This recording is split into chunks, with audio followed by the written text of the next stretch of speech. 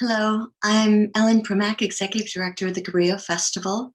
Thank you for joining us. We'd like to start by thanking our sponsors for this special event, the Humanities Institute of University of California, Santa Cruz, with additional support from New Leaf Community Markets. More than a decade ago, I discovered a magnificent series of photographs titled The Last Iceberg. They were by the photographer Camille Seaman, and I have followed her work and her career with admiration ever since. When planning for this virtual season and the decision was made to include Chad Shepard's Melt, Camille's images immediately came to mind.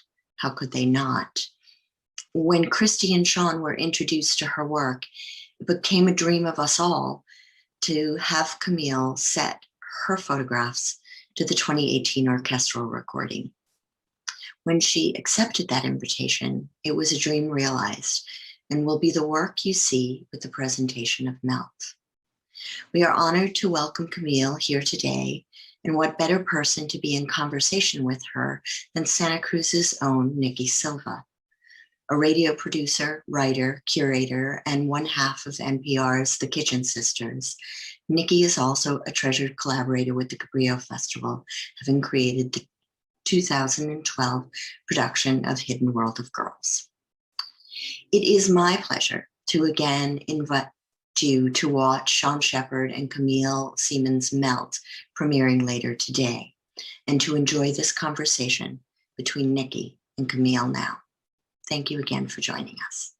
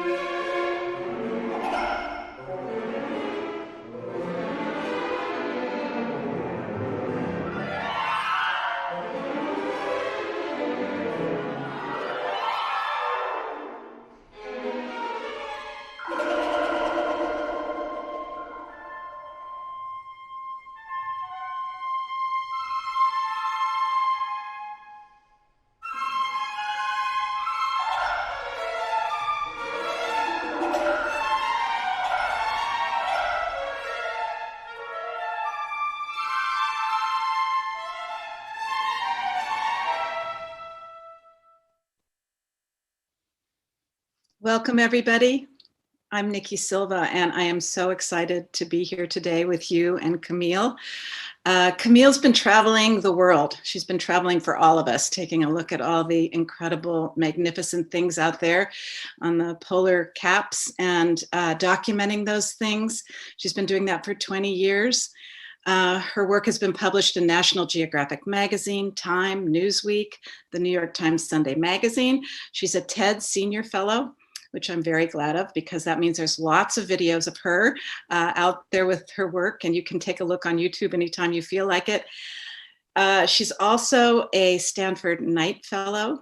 Her photographs have received many, many awards, and she was honored with a one-person exhibition called The Last Iceberg at the National Academy of Sciences in Washington, D.C. Camille's work is extraordinary, and her life story and her life journey is also extraordinary. Welcome, Camille. It's so great to see you and have you be with us here. Thank you, Nikki. My pleasure. So where in the world are you? And what did you do outside today? And what did you see where you are? Okay, so I am in very West Clare, rural Ireland, a place called Querrin on the Shannon estuary at the mouth of the Atlantic Ocean. And today was typical Irish, some rain, some sun, beautiful clouds. And most of the day I actually have been knitting.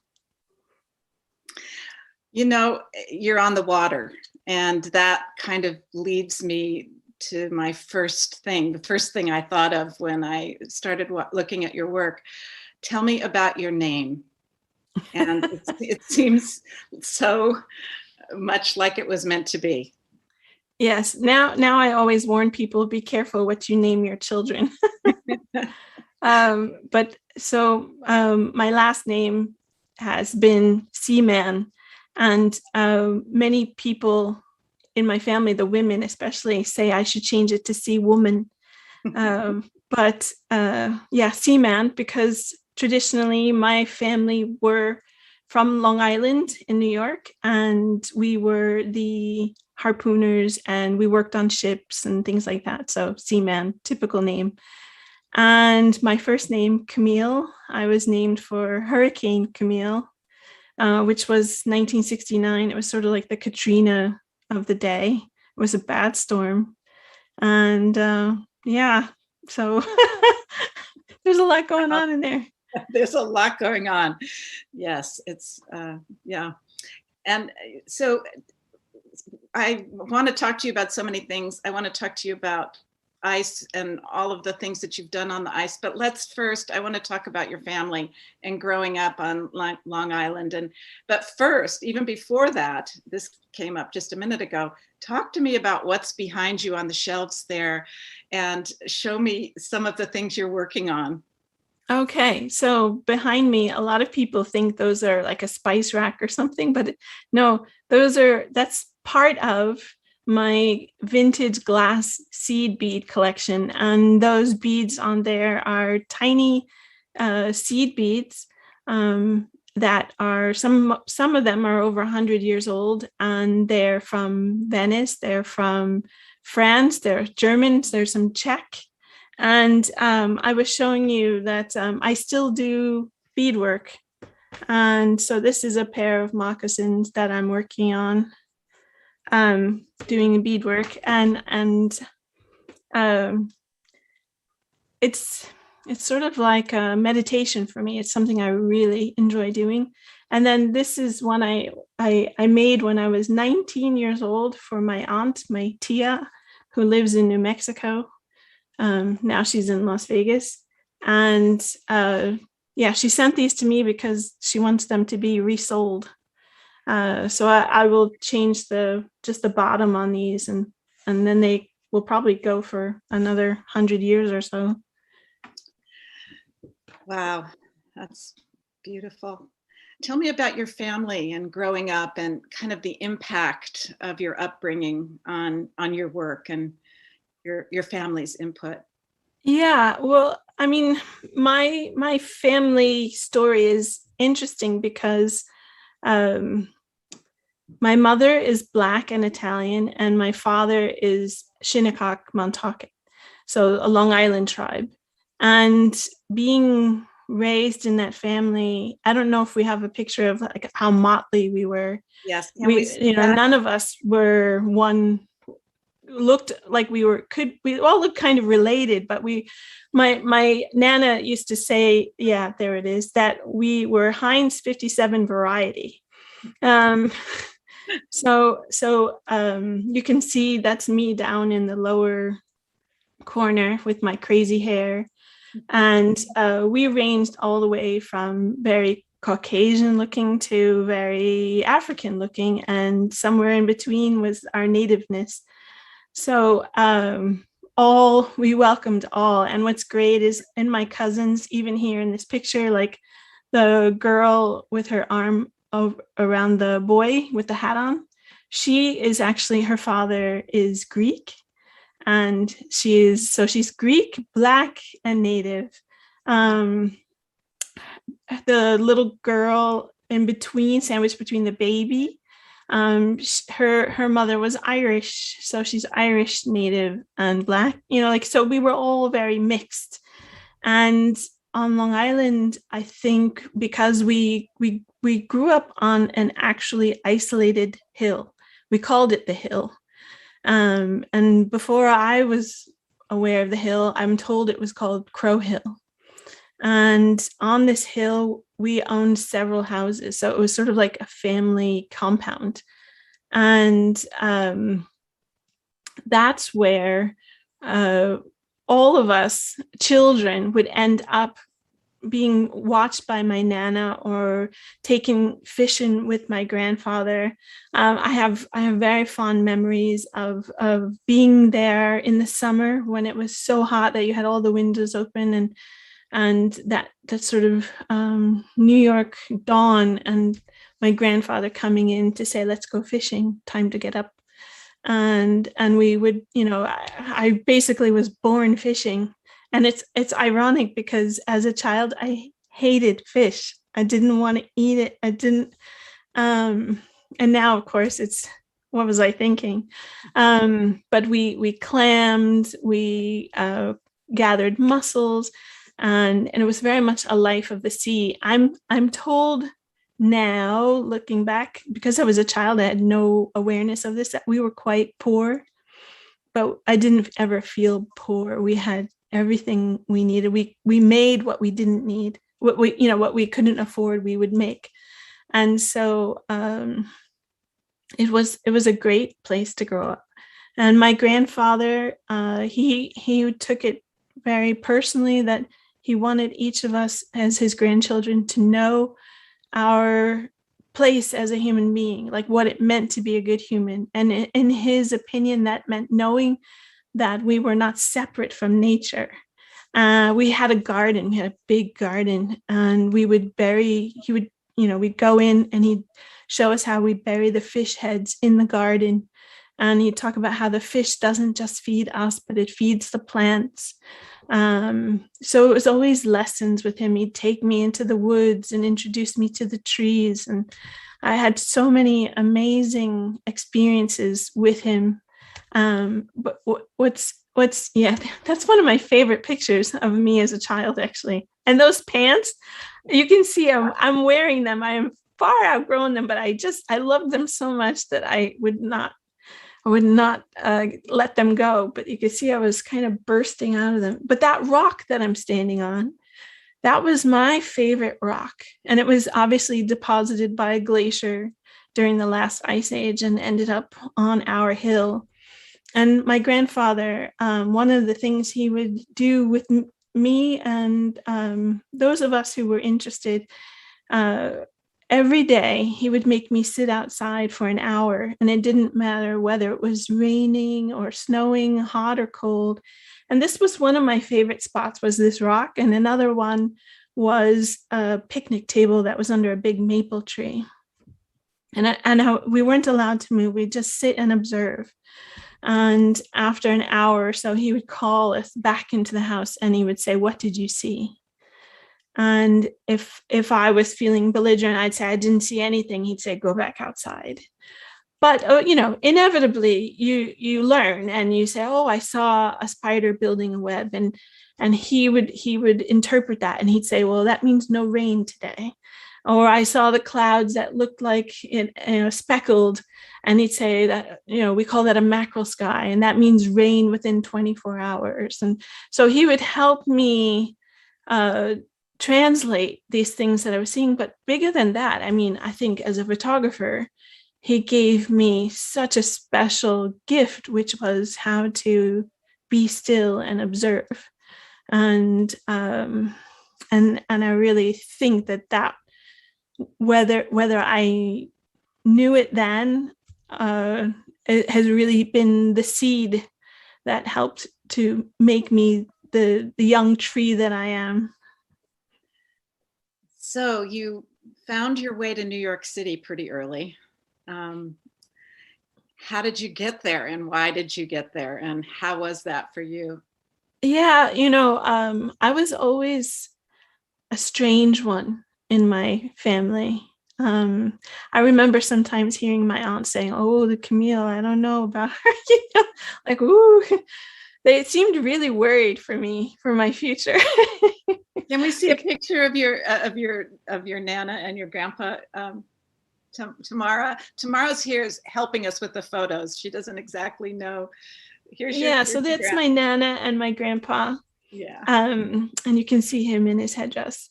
And it's funny because I think as I get older, I look like my Nanas very much. That's my grandparents. Anyway, my family was very concerned for me. And partly because my mom was raised Roman Catholic, and she had grown up in Harlem in New York City. And when she got to Long Island, she felt like she had escaped, that everything was going to be great. And here I was, somebody with this gift, that didn't know what to do. So, and she didn't know what to do with me. So I started out by drawing in my closet on the walls and underneath the dining room table and underneath the coffee table. And my aunt was visiting, and she saw my drawings, and she said, "Why don't you give her some paper?" And so she gave me some paper. And then I realized that drawing was one of my superpowers. Like I could literally stay in my room for hours and draw and be very happy. And so I started drawing, and my aunt, the same aunt, came back a few years later and said, she's really good. She should try out for the FAME High School of Music and the Arts in New York.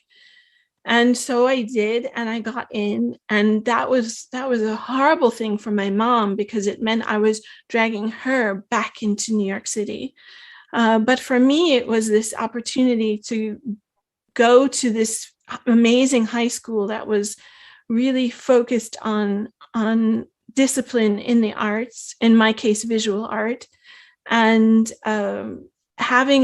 we were required to go to museums every week. So, I grew up looking at some of the best photos, the best sculpture, the best paintings, the best drawings. And this is a photo of me in that high school. And you can see there is some foreshadowing of this camera I'm holding. And my friend Gina Volpe, who became actually quite well known as a guitarist for a band called the Lunatics. And so, this school really, sometimes I don't realize how much ambition I have until I think about that school and how many of us have come from that school and gone on to have amazing careers in whatever we did. Like Jennifer Aniston was in my class. And the guy, Julien Laverdier, who did this beautiful World Trade Center installation of the two beams of light, he was from that school. So there are so many of us that come from that school. And when I was 15, I think things just reached a head between me and my mom. She didn't know what to do with me. And so I left home. And when I left home, I was sleeping on my friends' couches in New York just to make sure I was going to continue to go to school. And I got a job. My first job was at Woolworths, and my second job was as a New York City bike messenger. And my third job was as a 1 hour photo lab operator. So I was developing photos. And part of my reason for moving from being a bike messenger to working in the 1 hour lab was the school. The school recognized that I was at risk. And so they put me in this after school program where they gave me a film camera, and they took away the manual, and they said, you have to figure out how to use this camera. But that they did teach me how to bulk load black and white film and how to develop it. And then they just said, go out and photograph your experience. And so I did, and I didn't realize what a lifeline that was, because in a time when I was really angry, this is a great picture.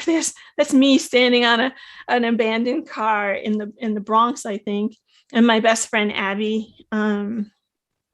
You can see I had a bit of an attitude, and it, now looking back, I can say, oh, I was lost. I was, in a way, leaving home was such a gift, because I didn't have any parents to tell me, oh, you should do this, or you have to go there, or I literally had to write my own life and my own story. And so this is one of the photos that I made during that period when they said, go out and photograph your experience. And I maybe one day I'll put together a compilation of those teenage years, because they're really fascinating images. from, 15-year-old me up to 18, 20-year-old me. And at the same time, at no point did I ever think, oh, I'll be a photographer. Oh, this is something that I can do. I have to tell you, I felt so not lost, but I felt so apathetic. I really didn't see a life for myself past the age of 21. That's how bleak in some ways this was for me. But that camera became one of the constants in my life. This ability to bear witness and to mark, I think Elliot Erwitt said it. He's like, he said, I have the easiest job. It only takes me 125th of a second, and I feel in some ways for myself anyway, that's really true. I just have to be in the right place and feel something. And I've been so privileged that I've been trained in myself to follow this feeling, partly because of my grandfather, to trust that flow and let those doors take me where I need to be for that precise 125th of a second. How did you find your way? I'm from California. You move out to California, but then how did you find yourself out on the ice? And what made you stay there and go back and go back and go back? Yes. So, that California to the ice story is, that's a whole, really an adventure in itself, but to condense it to its fine points, I basically gave up my seat on an oversold flight from Oakland to LA, which is usually just a 1-hour flight, because they had oversold it. And they said, we give a free round trip ticket anywhere we fly if you can wait 1 hour for the next flight. And I was like, I can do that. I don't need to go to LA. And so I waited an hour for the next flight. And it was Alaska Airlines. And before that moment in my life, I had really, part of the reason I left New York was I didn't want to deal with the cold and the extreme temperatures. But here was this free ticket to Alaska. And so I decided to go to a place called Kotzebue, and I specifically chose Kotzebue because it's on the supposed Bering Land Bridge. And at the time, 20-something years ago, it was believed that that's how Native people of North and South America arrived to the Americas, was over this land bridge via Siberia. And whether that's true or whether we were already here is for another story. But at the time that I was curious about this idea that we had traveled across the ice. And so I wanted to do a sort of reverse commute back that way.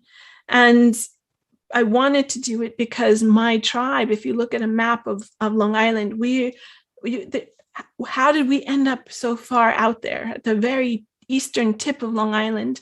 I was very curious about this. And so I used that free ticket to fly to Alaska, and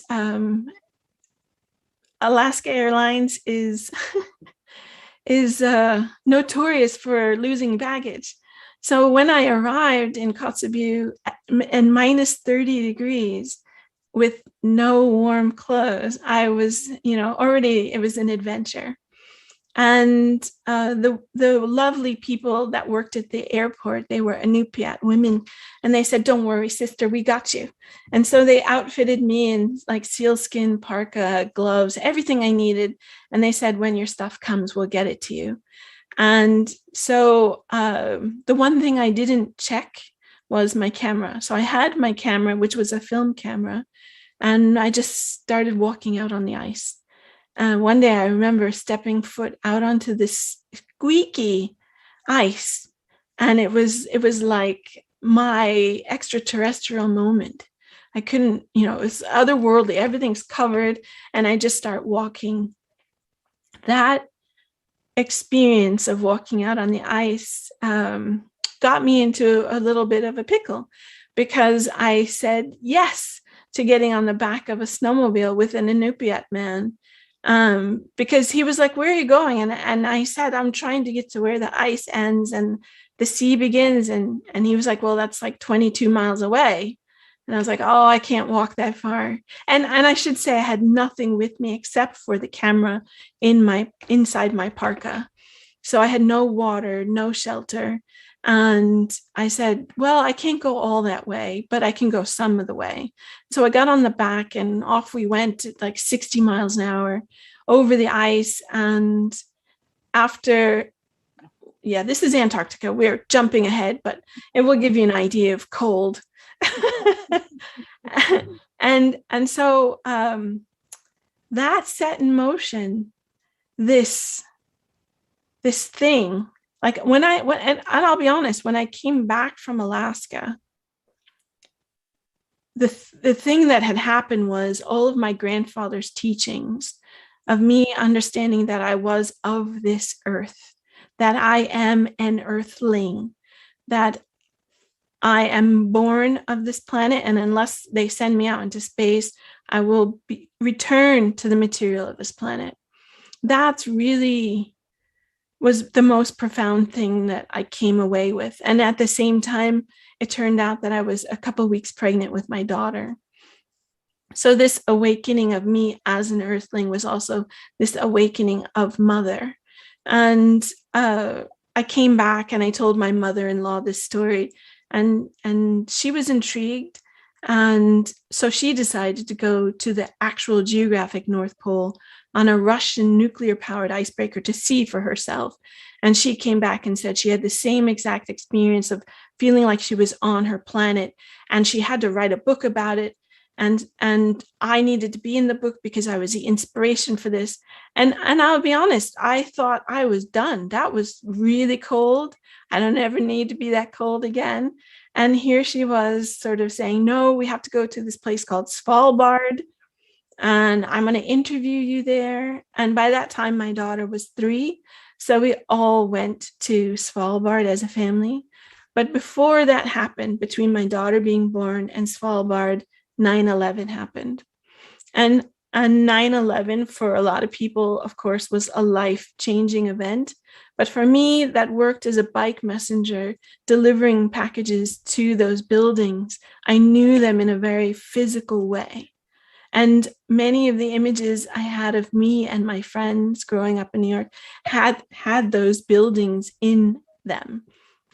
And so when they fell, it had a profound effect, because I remember holding my daughter and saying, she will never know these buildings in the way that I had, except for in a photograph or a film. And it was part of this switch where I realized the power of an image as a historic document or a record or a piece of proof of something or someone's existence.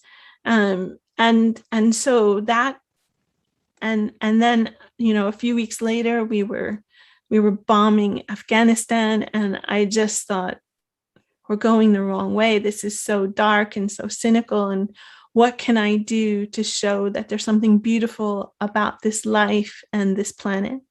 And then I swear to you, just like someone flicked a switch, it was suddenly so clear that I would use my camera to document my experience on this planet.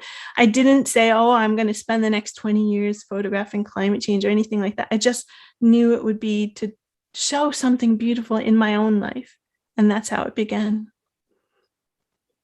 So that picture of the ship that we just saw, can you tell us what's going on with that? We have a couple of photos here that'll take us back to the ice for a minute, and you can just tell us, like, these are our home movies here. What tell us what's happening. Yeah, so it's interesting because this one was quite recent. This was just in December of 2019. And I was quite recent. I know we've been in this pandemic for the last almost 2 years, but it is not easy to communicate the scale of Antarctica, particularly because very often you're the only ship in the area. But in this particular instance, this beautiful bark Europa, this ship, this tall ship, which is an amazing sight to see in Antarctica, was coming through the Lemaire Channel as we were leaving it. So we were crossing paths, two ships crossing, and so I was able to really use this ship to give a sense of the size and space of what Antarctica is. I call Antarctica the ice fortress. And so I was really this probably is for me a once in a lifetime image. Maybe we have another one? Yes, we have a couple of others. We have the Zodiac and we have the wonderful ice, this one. Now what's happening here? So this is a much earlier image. This was in 2006, and this is in East Greenland. I'm standing on our vessel. So I'm about 30 to 40 feet above this level of the water. And we're launching these Zodiacs with our tourist guests to go closer to the glacier to get a sense of it. And what's interesting is, it doesn't look that big from this image, but by the time we're not even allowed to get within about 500 feet of the ice because it is so dynamic. And it did actually calve off while we were close to the face of the glacier. And so this picture for me, I love the moodiness of the clouds. And you can see the rock of the mountains. Greenland has some of the oldest exposed granite on the planet. Some of it is over 3.5 billion years old. And so to be able to see that is really as spectacular as looking at the ice. I think there's another one here, which I really love, of a singular, yes. So this was almost one of the last images I took in 2020. In that piece of ice behind is actually Elephant Island. And Elephant Island is famous for where Shackleton's men stayed. In fact, just on the other side of this iceberg in the foreground is the area where Shackleton's men stayed for months waiting for rescue. And when you see an image like this with the wind was blowing and these icebergs, I am so lucky to have this sense of be outside now. It was such a foggy, dark day, and just as I came out, the light started to hit these icebergs and just almost like painting them for me. With a lot of people ask, like, how do you light your icebergs? Like, I don't. I'm really, I just sent a memo up to the, yeah. Anyway, so looking for these moments where the light is kissing the ice and you get a sense of this looming great glacier, which is Elephant Island. You can start to imagine how challenging it must have been 100 years ago for these men to have any hope without radio, without anything, without food really, to survive and wait for rescue. So are these little penguins over here? Those are chinstrap and Gentoo penguins that, who knows? I think it's fascinating. I have other images where you'll see penguins climbing 50 to 100 feet up onto the iceberg, and you're like, where are you going? Like, and how do you get down?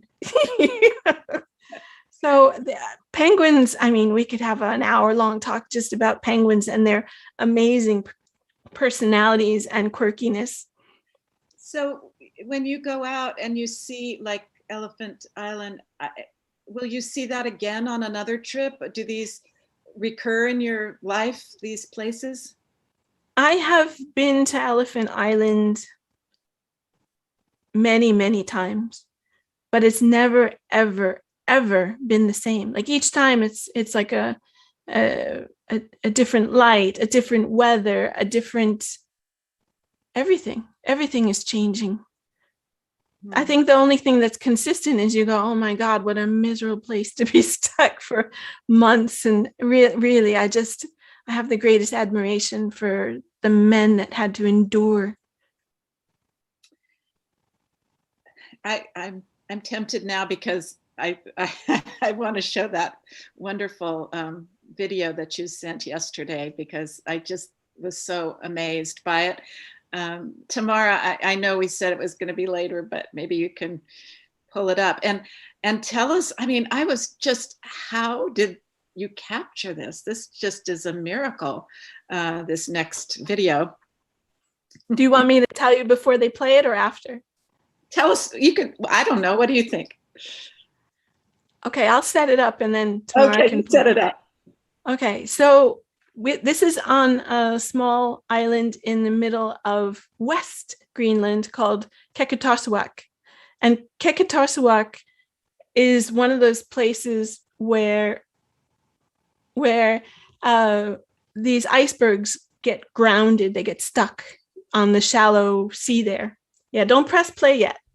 And I could hear this cracking, this loud pop, pop.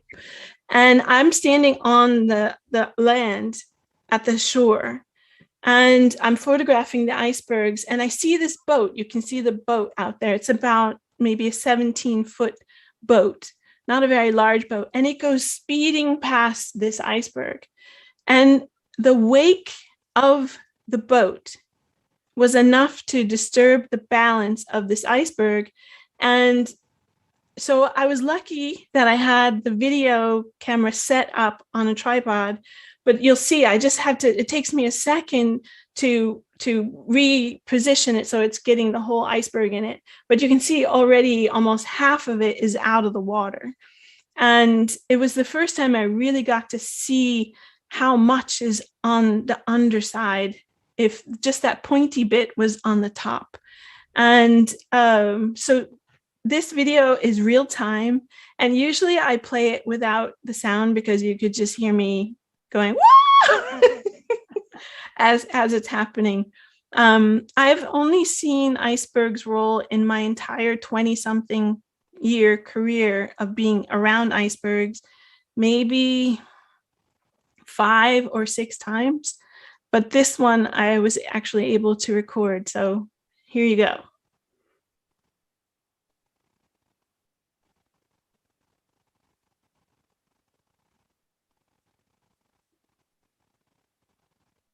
Yeah, and so this is real time. I didn't speed it up, I didn't slow it down.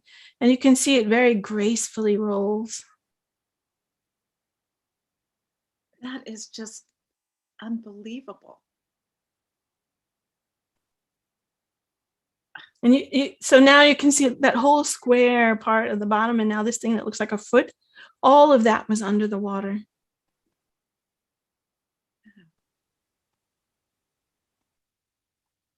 And so icebergs are very dynamic. They're always moving, always rolling, always changing shape. So then it starts to like roll back just a little, and it finds its new point of balance, and there it is. Wow. Thank you for capturing that. I don't think I ever even would have imagined something like that. So you've done a lot of other projects as well as ice. This was my problem with interviewing you. There's so much great stuff. Can we move to extreme weather and how that came about, and tell us a little bit about that journey? Okay, so I'll just back up a little and say that I began to work on ships in the Arctic and Antarctic as the expedition photographer starting in 2006. So I had a couple of trips that we had gone as tourists, and then I was like, how do I do this? And I got offered a job as the expedition photographer. So then I was getting paid to be on the ship for long periods of time to photograph. And that was, a dream. So I was just doing that and making these images and making these. I wasn't thinking about how do I get them published or what do I do with them. I was just making the work. And unbeknownst to me, my work was shown to a National Geographic editor who said, what do you mean she's just doing this? So they gave me a National Geographic award, which was some money, but it also was like opening doors to get me on other ships, other opportunities, to have my work published, to have it exhibited in galleries and museums. My first ever exhibition was in the National Academy of Sciences Museum. So it was like, I was just doing the work, like head down doing the work, just this compulsive curiosity. And then suddenly all of these things were starting to happen that I didn't say no to. And so after a lot of attention, this exhibition and all these magazines wanting to interview me, all this press globally, a lot of the people, when they would interview me, they would say, so what's your next thing? What are you working on now? and I was like, I don't work that way. I don't work where I'm like, well, I'm going to go over to this place and then I'm going to spend the next 6 years. It's very fluid, intuitive, serendipitous. I go where the doors move me. Like if they open, I go that way. I learned a long time ago not to fight or try and squeeze through a narrow door with 100 other people. Like find your own way. And so that's what I was doing. But at the same time, I felt this really kind of insecurity of like, what if I'm a one-trick pony and that's all I have? Like, what if that's all I have? And so one day I was vacuuming the house in Berkeley, and my daughter, who was 8 years old at the time, was sitting on a couch, and she was watching National Geographic Storm Chasers. And as I'm vacuuming, I'm like, what is that? Like something about the color, the light, but they weren't filming it wide enough. Like I was like trying to I wanted them to turn the camera that way. And my daughter, she is probably one of the wisest people I've ever met. At 8 years old, she said, Mom, you should do that. And so during a commercial break, I Googled storm chasing, which until that moment I had no awareness of. And then this whole world opened up where you can basically pay professional storm chasers to take you chasing. And one site was really uber nerdy. It had like lightning flashes and thunder sounds. And I was like, I want to go with that one. And all of his trips, this was in 2008, were sold out. And so I just sent an email and said, please let me know if anyone cancels. I'm very interested in doing this. And less than a half an hour later, he emailed back and said, can you be here in 3 days? I just had one spot come open. So 3 days after my daughter said, Mom, you should do it, I was doing it. And when I arrived, this was to Oklahoma City. We were chasing from Oklahoma north in May of 2008. And when I was not prepared, I had no comprehension of what I was getting myself into, as far as like, first of all, the intensity of it's serious. Like it could be your life. So our fearless leader of this tour, he said, I will only say it once, get in the car. And that does not mean one more photo or in a minute. It means now. And so there was this like intensity of like, oh, okay, which I recognize from being in Antarctica. Antarctica has that seriousness about it too. Like we say, do not go beyond this mark, do not, because there's a crevasse or who knows. And so I was also not prepared for the beauty of it. The emotional impact of letting yourself stand in these places and feel the force of this, what is real power, the real power and beauty of nature, this Shiva energy of destruction and creation that is just this vortex energy. It was all right there in this amazing colors and smells, and you could feel it. You're feeling warm wind, and then suddenly you're feeling this freezing wind, you're watching hail. It's just so visceral. And after 1 week of chasing, I said, please let me know if any spots are available, because that was amazing. And he said, well, can you drive? So it turned out I had a commercial license that allowed me to drive up to 15 passengers. He said, you're hired. So after 1 week of chasing, paying, I was then getting paid to be a storm chaser. And I did that for eight years till 2014, 6 years till 2014. And we had lots of adventures, and thank goodness no misadventures. But at the photos, I'm hoping you can show, we can show some photos. Oh yeah, we should. We and can then you talk can about. tell us about them. So this was, I mean, when I think of this image, I think of Black Elk, who basically says, I am the storm. I am the rain. And I think of my grandfather's teachings saying that is your water that makes that cloud, that makes that rain, that feeds the plants, that feeds the animals, that feed us. Like everything is interconnected. That is your sweat. This was an image in Colorado. And one of the beautiful things about supercells is that they are individual storm cells. And if you were to look at them on a satellite, that looks like a cotton ball on the satellite. It is not connected to any storm front or wall of clouds. It's just one individual. So they tend to have this unique shape to them.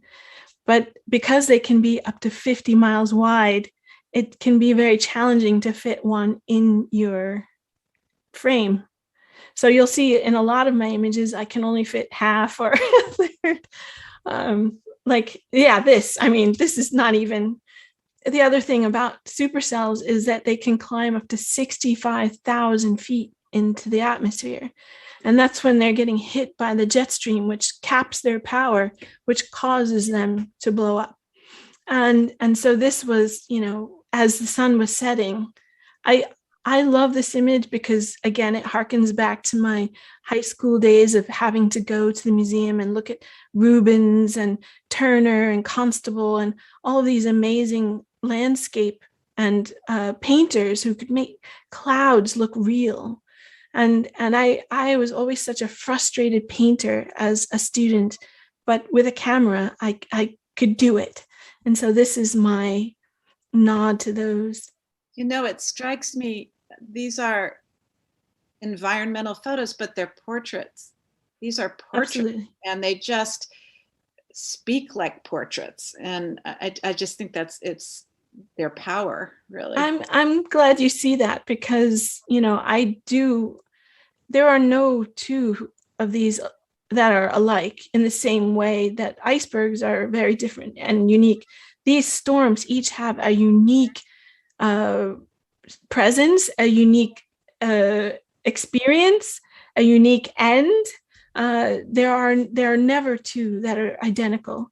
And so they are definitely portraits. And what's interesting among us, this is one of my favorites. Among storm chasers, you can say, for example, this one, Gurley, Nebraska, June 22nd, 2012. And they do, oh yeah, I was there. Or El Reno, 2013 in Oklahoma. Oh yeah, like you only need to say the day and place and they'll know the structure. Amazing. I just love this one. So yeah, this one was special because the foreground is in a massive wheat field, and it was that beautiful the chittering that wheat does in the wind, and it was I'm chest high in this wheat, and looking towards this farm on the horizon. And we have this, what is called a LP, low precipitation mesocyclone, which means it's rotating. So basically a low precipitating rotating cloud. And we let this cloud just come at us at about 20 miles an hour. And I looked over at our leader and I said, "Are we okay here?" And he said, "Yeah, no problem." And we let it come over our heads like a spaceship. And it was the most amazing. It was one of the few, I think I've had 2 or 3 times in my entire career as a photographer where I was like, I don't know where to point the camera. I don't know what to do. Like my brain was just short circuiting. I don't know. I saw so much. It was pretty epic. Our time is disappearing as I knew it would. And I really want to travel to Standing Rock. Oh, but Elizabeth is saying we can have 15 more minutes if that's okay with you. And if it's okay with our guests, but I hope you stay with it. I'm having fun. So you haven't completely ruled out taking pictures of people, which thank you. But talk about your time at Standing Rock and why you went there and what that was all about, and just kind of give us a little historical moment here of the impact of that experience and what it led to for you. Okay, so I was really frustrated, sad, even a little bit mad that I read an article where they were saying most second graders believe that there are no native or indigenous people left in America. And I was like, what? We got to fix that. So I was going to do this project called We Are Still Here. And I wanted to basically address Curtis's work, Edward Curtis's work, which, as much of a blessing it was also a curse, because if you were not a Plains native, if you did not have straight hair, if you were not this, stoic type, you wouldn't be recognized. And in our experience as East Coast natives, I mean, we had people coming to our shores for over 400 years. So of course we are a living culture, an adapting culture. We are not a static thing. And so I wanted to show that we don't necessarily look like what you think we look like, but we are still here. And as I was working on that project, it took me to Rosebud Reservation in South Dakota.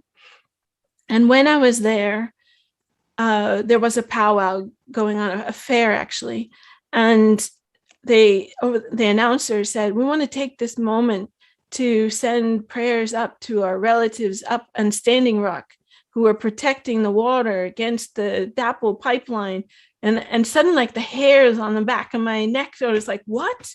It was like the most amazing feeling where I just knew I had to get there. And so after Rosebud, I went home because I had to get my daughter, she was with me, back into high school. And I put up a GoFundMe campaign. Like, I feel called to be there to document this, to stand and protect the water. If you are able to help me get there, I need to get there now.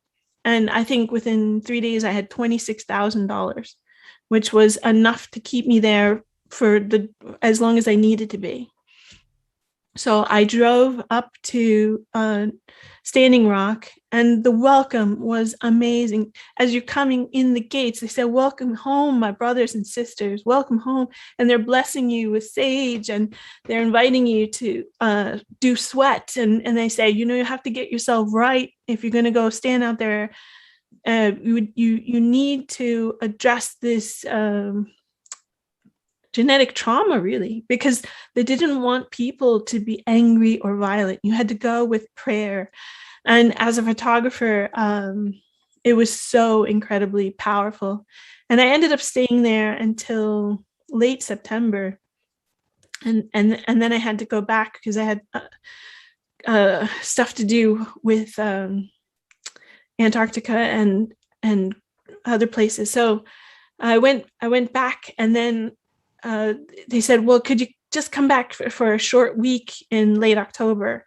So I went back once more, and that was when things started to really turn violent. And so in a way, I was lucky to be at the camp when it was, before it was 10,000 people, and there was I felt like I was able to help prepare people for the winter. Like I told them, get yurts. Having spent time in Mongolia, I was like, they work, they are effective. And so people were ordering yurts, and the company from the yurts even came and donated. Like the people of Mongolia in solidarity gave these yurts to a lot of the people. But those portraits that I made there, I knew that something historic was happening. It wasn't just that the 7 council fires were united once. Like all of the Lakota people have been in some ways separated for over 100 years. And I thought it was no accident that this we were all drawn back to Sitting Bull's place, the Hung Papa Sioux. And so I wanted them to speak to me in their photos as if they were speaking to their relatives 100 years from now. And then I would ask them, if you could tell your descendants 100 years from now who you are through this image, what would you want to say? And so some of the portraits you can show. So we can start with the portraits, and then we'll do some pictures of Standing Rock. Let's do the portraits first. Okay, so we are still here? We are still here. Okay. Yes, so this is one of the images that started it. She is actually Shinnecock, my tribe. Oh. And I love this image because it speaks to our mixed African and Indigenous heritage. But it's beautiful. Yeah, I love it. Beautiful. And this image struck me. Tell me about this woman.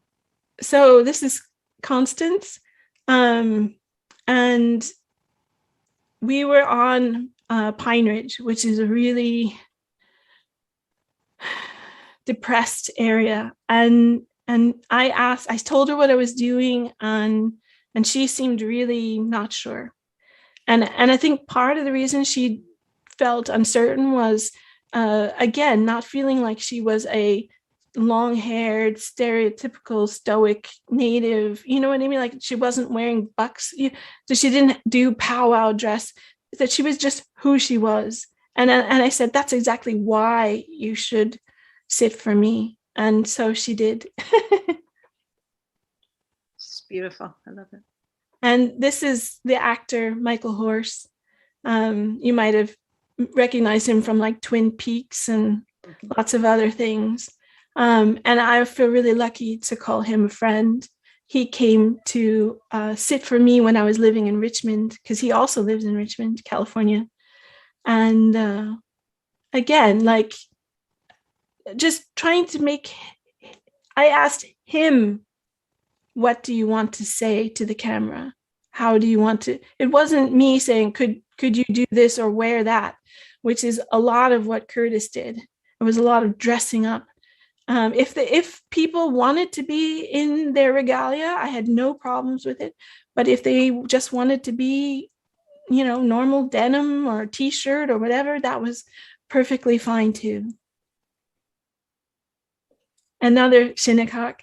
This is Christian, and I love his tattoo. And I also love his kind of like, he's got a little bit of swag. He's got the wampum on his hat. He's got his turkey feathers, and his little Shinnecock tattoo on his arm. I mean,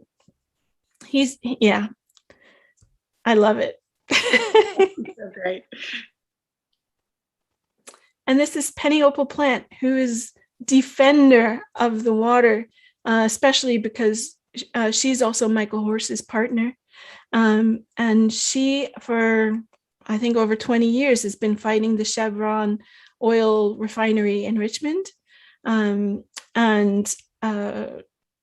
I wanted her to sit as she wanted to be, not me saying, oh, you should wear this hat, or this is, again, how do you want to speak to your descendants 100 years from now? How do you want them to know you? It's beautiful. I love that.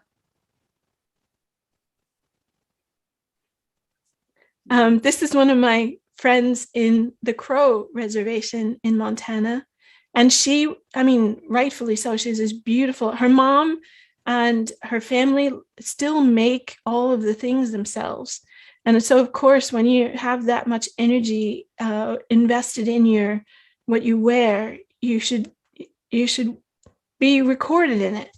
And I just love, there's something strong in her, but also soft.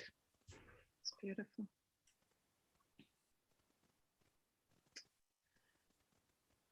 Just beautiful. Could we see the standing rock? I know we're going in a little bit backwards order, but some of the photos from that, maybe you can talk us through what's going on. Sure. So this was my last day in October. And I think, this one guy in his Pendleton jacket facing this machine, this machine that is moving forward towards these people. This has so much significance in so many ways. This road is the actual trail that Lewis and Clark took with Sacagawea. I'm not kidding. They walked up this before it was a paved road. And this is in the area of treaty lands that are still just, no treaty has been honored by the US government. The reservations just kept shrinking and shrinking. And the US Army Corps of Engineers claimed this in order to build a dam on the Missouri River. And so they took this land. And the people of Standing Rock said enough. And they basically created a roadblock. This black smoke is them burning tires as part of the roadblock. And you can see they were assaulting us with sound weapons. And this actually got really quite violent. And I had to leave just as this was creeping. This was one of the last pictures I took, actually. What's a sound weapon? What is that? What do they do? So it actually is quite dangerous. It can make you feel very nauseous. It can rupture your eardrums. And we had children present. This was very peaceful until, they arrived like this. This is taxpayers' dollars being used against peaceful protesters who are literally trying to protect the water from being contaminated with oil. It just, there was something so crazy about this idea that those people are representing the interests of corporations and wealthy individuals over the will of the health of people. I can feel myself agitated. This is Sarah. She's actually a Stanford graduate. She's a doctor, a medical doctor, and she went back and does medicine for the Lakota people. And when I photographed her, she just started weeping. And I was also recording audio as I was making the still images. And these were her words. My name is Sarah Jumping Eagle, relatives, children of the future. We are here because we love you and we care about the future and we are fighting for you. We are going to keep fighting for you. These are tears of hope and of strength and of love. We know that our path is good and I send you love and courage to continue so that our ways as Lakota and Dakota people and all the nations here will be represented in the future. We have survived so many challenges in this lifetime, and we are resisting the corporations that are trying to destroy our way of life, the very water that we drink, the air, the land. We will continue to fight for you. So with love, I send this message. Wow, very powerful. And then Dan, this is Dan Namkin. He's from the Colville. His tribe was just recently threatened with these fires. So Dan every day showed up in his regalia that he has made. He was the most prayerful person, always there to help, always, like, everywhere you look, Dan was there. He is one of the most beautiful people I've ever met. And this, actually, I told him I was walking away from the roadblock. I said, I have to go. And I had promised I wanted to make a portrait of him. I said, I'm sorry, can we just do it right here? And he just turned and did this. So that was very powerful. Yeah, that was the last frame. I love it. And this was life at the camp. There was a mix of teepees and tents. And I have this really bad Indian joke. A guy goes into a doctor and he says, doctor, you have to help me. I keep thinking I'm a wigwam, I'm a teepee, I'm a wigwam, I'm a teepee. And the doctor says, relax, you're too tense. Great. I'm going to tell that one. It's Great. Bad. But so this was where I was for a month. And one of the beautiful things, I mean, there were so many things about being at Standing Rock for that time. We all started to fall into rhythm of rising before dawn and then going to bed after the sun. Like, we got into the rhythm of the sun again. And at one point, an elder from Standing Rock came walking through and he says, how does it feel to be free for the first time in your life? And he was right. Like, we weren't thinking about bills. We weren't thinking, it was just being there with the sun going up and down. One of my goals of being at Standing Rock was to also show that there is another way from fossil fuels. And so I had with me, thanks to Goal Zero, a giant solar generator that had solar panels set up. And so all my lights were these were all solar powered at night.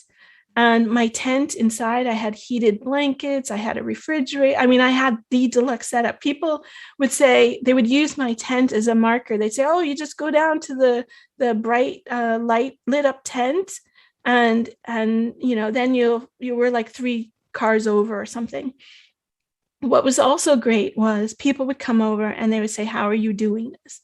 And so I would show them the solar panels. I would show them how easy it was. And little by little, solar started to appear all over the camp. That is so great. That's so beautiful. And this, again, you know, they I think it's a Oaxaca sentiment. They thought when they pushed us to the ground that they had stomped us, but they didn't know we were seeds. These were all just people praying and singing at a roadblock to just keep the people from going to work on the pipeline. And they you know, they wanted to say there was violence or drugs or whatever was going on, but this was the reality. Yeah. So we're winding down now, but I want to visit you in Ireland here.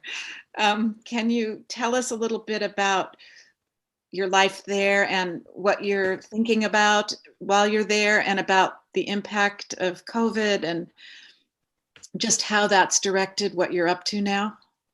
Yes, so I moved to Ireland for many reasons, but one of them was I sat on a council for the uncertain future of humans. It was 13 women and part of Clark University organization. And we were briefed as to what's coming, what is here now. And one of the things we came away with beyond the grief, the immense grief, was knowing that we needed to build these little refuge, someone called them refugia, these places of sanctuary, of refuge where life could keep hold. And so I knew immediately, like Northern California, you see it with the fires more and more each year, that was not going to be a place that would be viable for one of these refugia. And so I started looking at places and that had land, that had possibility of weather and rain and water. And so Ireland seemed like a good place to start. I partly came here thinking I could find a piece of land and build this space for people. And what I didn't realize, I mean, of course, the clouds here are incredible. The light here is, insane. And these are just with my cell phone. I think, this is also with my cell phone. This is just me driving home from the supermarket, So, it's a quite special place. And so it became my base, and I thought it could become my home, but things have revealed themselves, as I told you earlier in our own conversation, that the local rules will not allow me to build here until I've stayed for more than 10 years, which is, I can't wait that long. So unfortunately, Norway is where we're headed next. Next year we'll move to Norway and try and build our space. But here in Ireland, during the pandemic, it was the first time I got to stay still, probably in my life, for it's almost 18 months now. And watching the storms blow in and watching the colors change and the clouds move and finding the rhythm of this place has been really, beautiful. I actually love the winter here because it is so stormy and epic. The waterfalls blow up when it's like this, and you get very jaded about rainbows. Oh, another rainbow. No, but they're beautiful. And this is just, 10 minutes from my house, this walk that I do along these cliffs. So it's not a bad place to be during a pandemic. Yeah. Nice.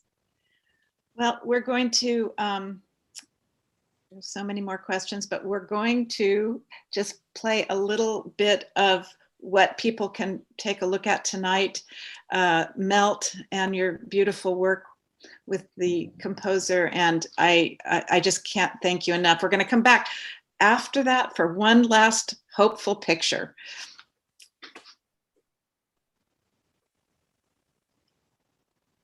Oh, whoops.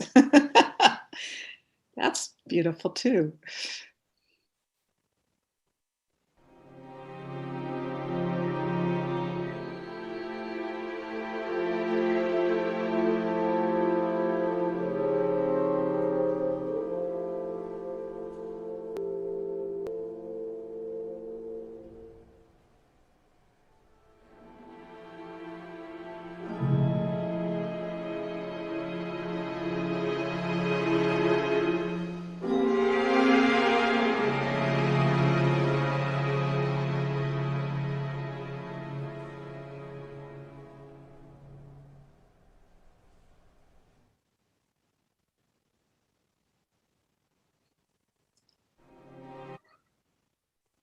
Here's my hopeful picture that I just love. And I loved what you said earlier about where are they going? Where are they going? Where are we going? You give me hope, Camille. You do. And I really appreciate your work and your vision and your view of the world and for taking it to all of us. So thank you so much for being part of the festival and for spending today with us. Thank you. Thank you. And thanks to all the Cabrillo Festival people and Tamara and Elizabeth and everyone and Ellen for making this happen. I hope to see you soon.